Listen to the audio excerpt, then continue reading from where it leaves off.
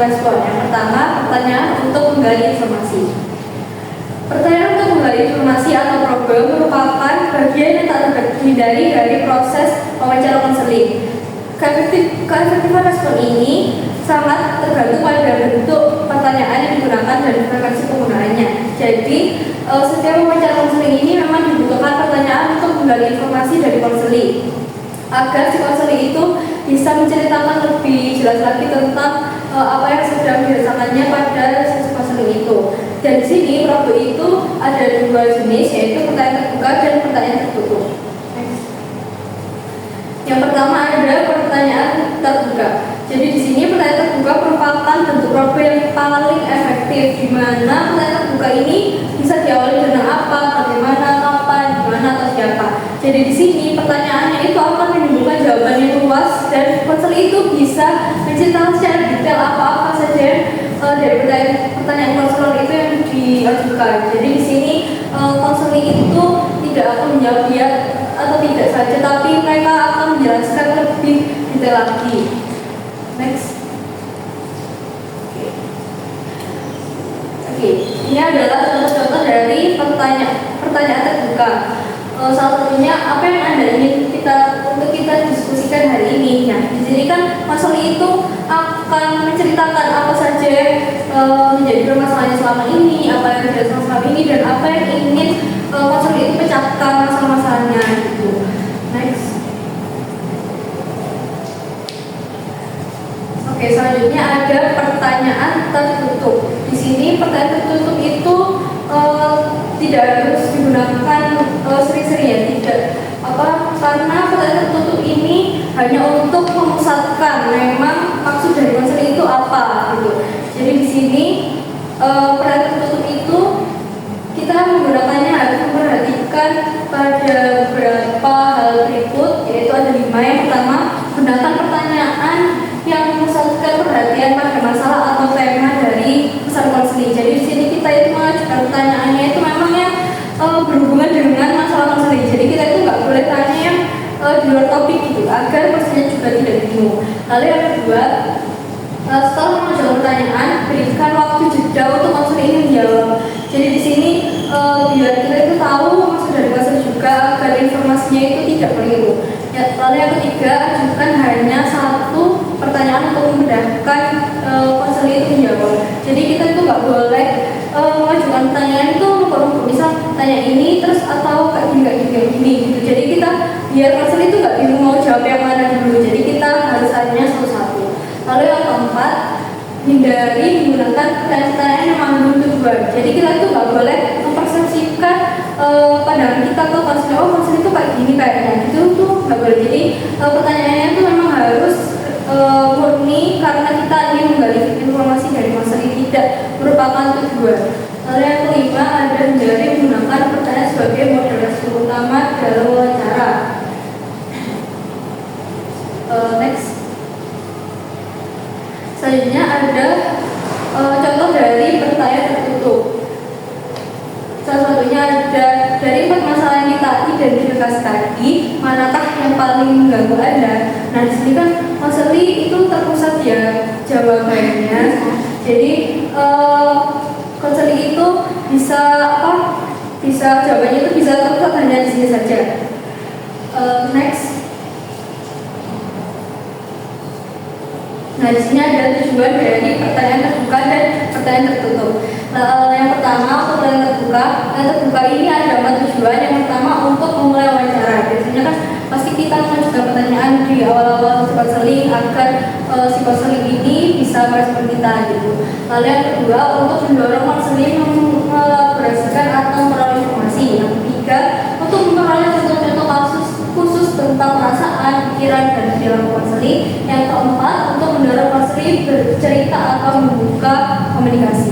Lalu yang kedua dari pertanyaan tertutup, tujuan dari pertanyaan tertutup yang pertama untuk mendekatkan topik diskusi. Lalu yang kedua untuk memperoleh informasi khusus untuk mengidentifikasi parameter atau masalah dari konseling tersebut. Lalu yang ketiga untuk menginterupsi konseling yang bicara ngelantur. Jadi biar konseling itu ceritanya terpusat kayak kita juga gak bingung untuk mengidentifikasi sebenarnya masalah konseling itu apa.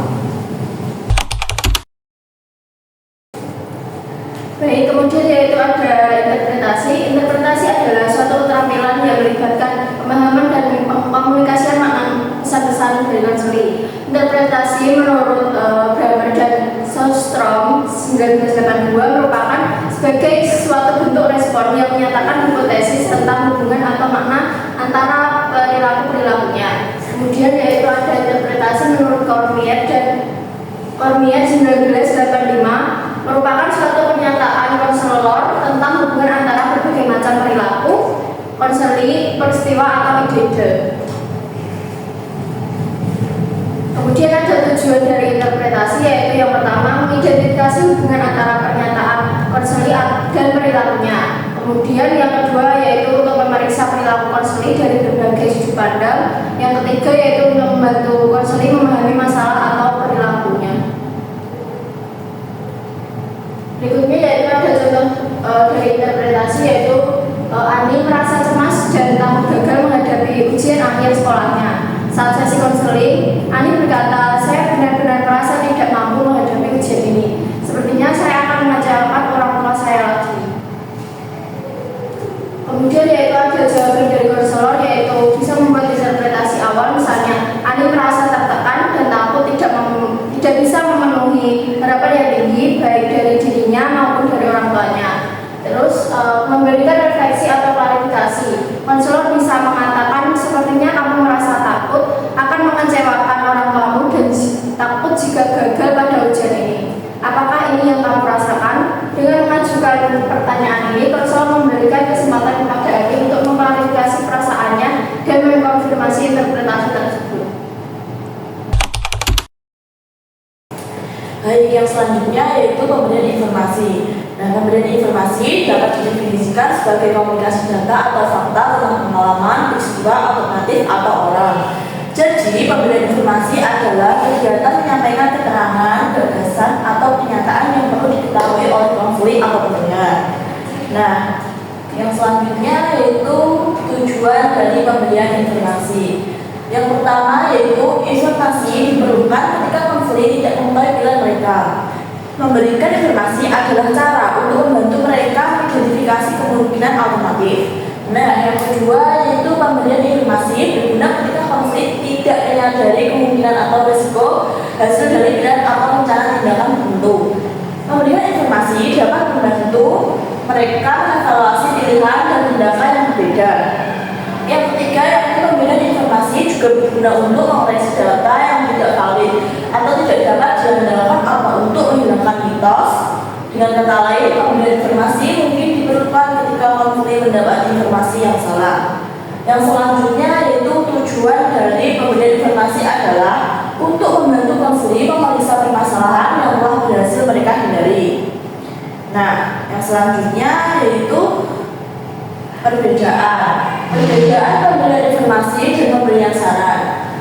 Penting bagi kita untuk dicatat bahwa memberi informasi berbeda dengan memberikan nasihat. Seseorang yang memberikan saran biasanya merekomendasikan atau mengatur beberapa solusi atau tindakan tertentu untuk pendengar. Sebaliknya, pemberian informasi memberikan kontribusi untuk menyajikan informasi yang relevan tentang masalah atau masalah. Keputusan mengenai tindakan akhir apakah tindakan dibuat oleh konseling. Nah, yang selanjutnya yakni langkah-langkah ada 4 ya. Yang pertama yaitu menilai informasi apa yang konseling pikirkan tentang masalah ini. Yang kedua, tentukan relevansi budaya dari informasi yang akan dibagikan. Yang ketiga, pertimbangkan bagaimana caranya agar dapat mengirimkan informasi sedemikian rupa sehingga konseling dapat memahaminya. Tapi ingatlah bahwa konselor diharuskan berkomunikasi dalam bahasa dan gaya yang dapat dimengerti oleh konseling. Yang selanjutnya yaitu menilai dampak emosional informasi yang mungkin ada pada konseling. Untuk selanjutnya adalah pengertian imediasi. Imediasi adalah teknik yang digunakan oleh konselor untuk mengekspresikan respon langsung terkait interaksi atau perasaan yang muncul selama sesi dengan konseling. Teknik ini melibatkan komunikasi secara langsung dan jujur tentang apa yang dialami konselor atau bagaimana konselor melihat hubungan hubungan atau situasi yang sedang terjadi dalam sesi konseling. Tujuan mediasi yang pertama, untuk mengungkap perasaan atau pikiran yang belum diungkapkan secara langsung antara konselor dan konseli. Arturok 1980. Yang kedua, untuk memberikan umpan balik mengenai aspek tertentu dari interaksi yang terjadi selama sesi.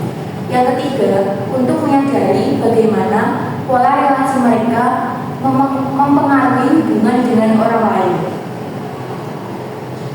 Selanjutnya adalah pedoman pembuatan imediasi. Yang pertama, imediasi sebaiknya dilakukan ketika konselor merasa ada hambatan dan hubungan dengan konseli, seperti konseli menahan diri atau terlihat tidak nyaman. Contoh, konseli tiba-tiba menjadi pendiam setelah konselor menanyakan tentang keluarganya. Konselor bisa menggunakan imediasi dengan berkata, "Saya merasa bahwa ada perubahan dalam cara Anda berbicara tentang topik ini. Apakah ada sesuatu yang membuat Anda merasa tidak nyaman?" Yang kedua, menyampaikan imediasi dengan bahasa yang empatik dan tidak menilai, agar konseli merasa aman untuk terbuka. Contohnya, saya merasa ada ketegangan antara kita saat membahas masalah ini, dan saya ingin memastikan Anda merasa nyaman berbicara secara terbuka.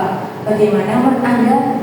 Untuk yang ketiga, memastikan konseli memahami bahwa tujuan imediasi adalah untuk mendukung komunikasi yang lebih terbuka dan meningkatkan pemahaman.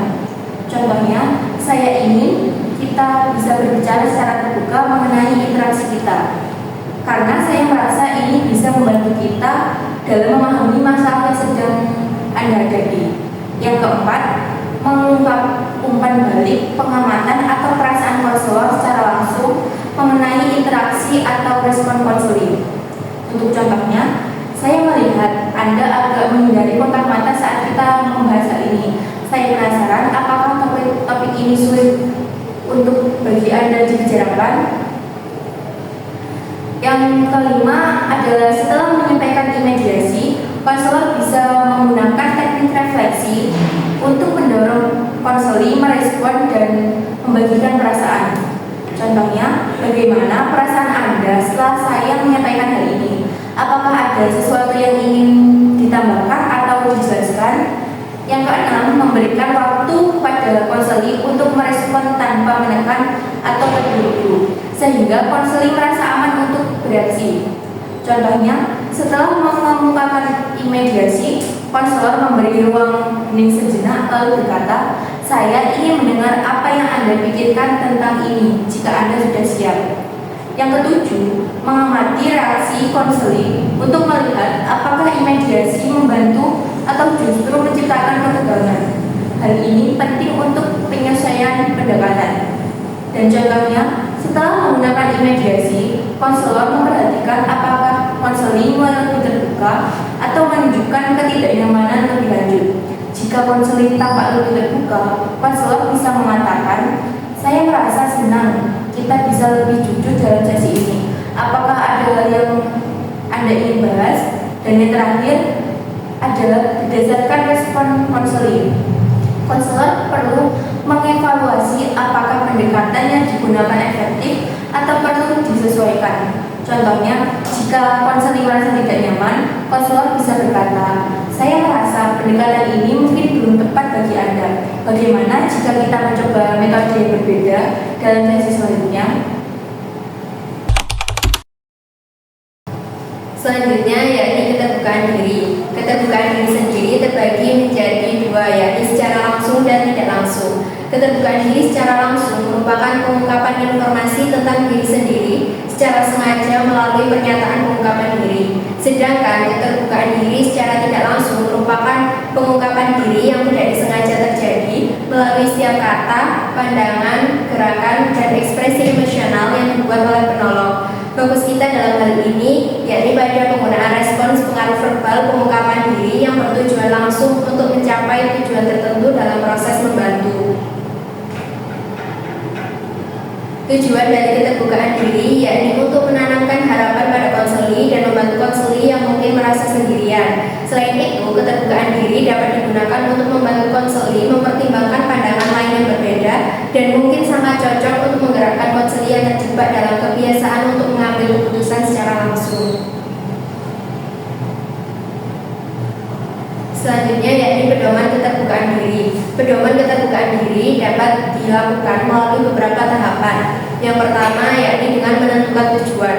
Dalam menentukan tujuan, kita menentukan apa yang ingin dicapai dan kita menghindari berbagi hanya untuk mencari perhatian semata. Yang kedua yakni dengan memahami batasan. Jadi kita hanya membagikan informasi secara bertahap dan menghindari menceritakan hal yang membuat tidak nyaman. Yang ketiga, perhatikan waktu dan situasi. Kita bisa memilih suasana dan tempat yang mendukung, serta menghindari tempat atau suasana yang tidak aman. Yang keempat, pilih orang yang tepat.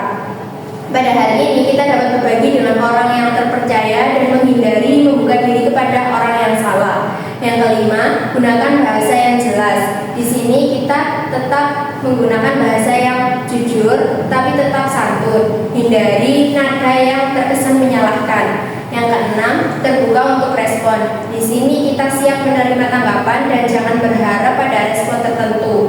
Yang ketujuh, jaga privasi orang lain. Jadi jangan mau membuka rahasia orang lain dan menghargai batasan dari lawan bicara. Yang kedelapan, hindari oversharing. Jangan terlalu banyak berbagi sekaligus dan sesuaikan keterbukaan dengan tingkat kedekatan kita. Yang kesembilan, terapkan empati. Di sini kita harus memahami perspektif lawan bicara dan pastikan mereka nyaman mendengar apa yang kita ceritakan.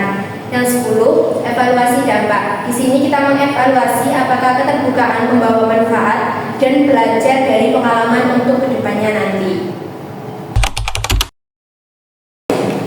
Baik, materi selanjutnya yaitu konfrontasi. Konfrontasi adalah respon mempengaruhi yang dimana konselor menjelaskan perbedaan konflik dan kesan yang membingungkan yang tampak dalam perasaan, pikiran, maupun perilaku konseli. Hepworth dan kawan-kawan pada tahun 2006 menyatakan respon konfrontasi dengan cara ini mirip dengan interpretasi dan empati aditif.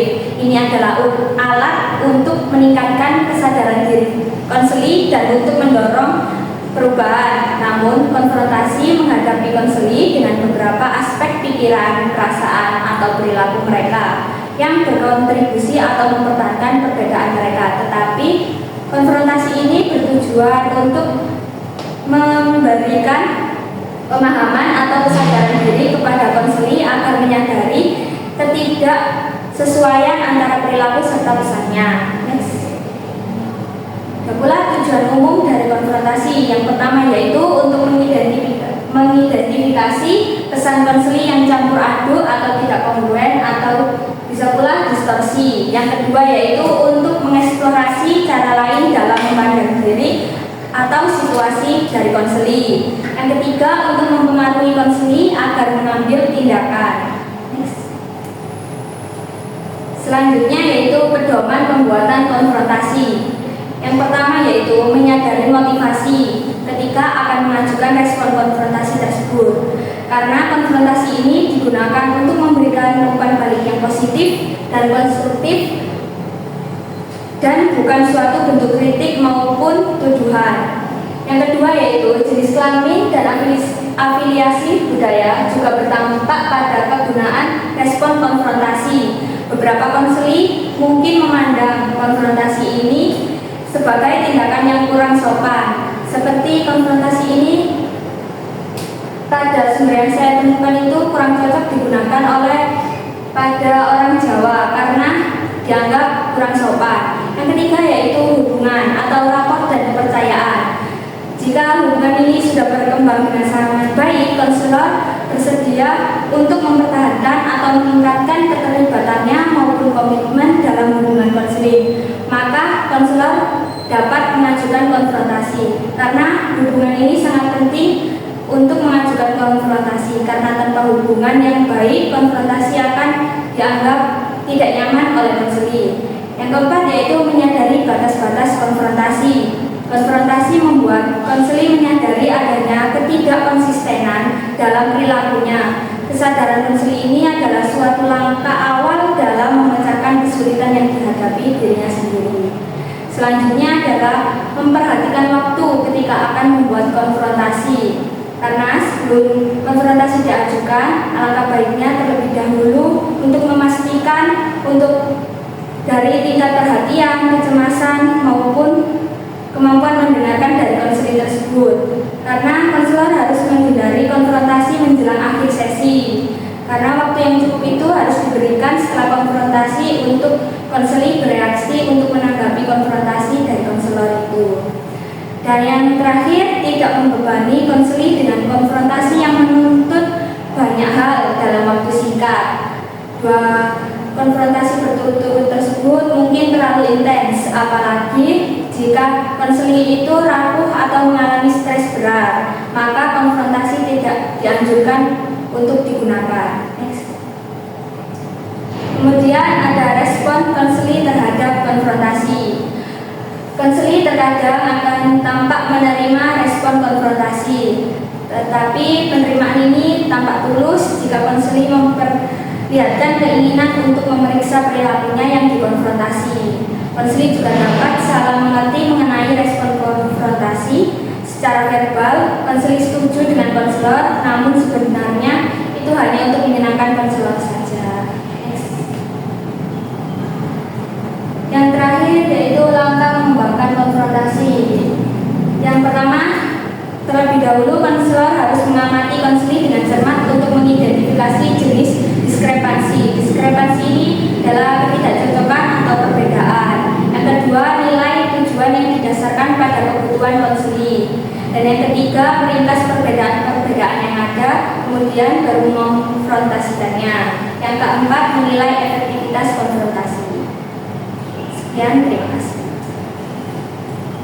Sekian penjelasan dari kami. Assalamualaikum warahmatullahi wabarakatuh.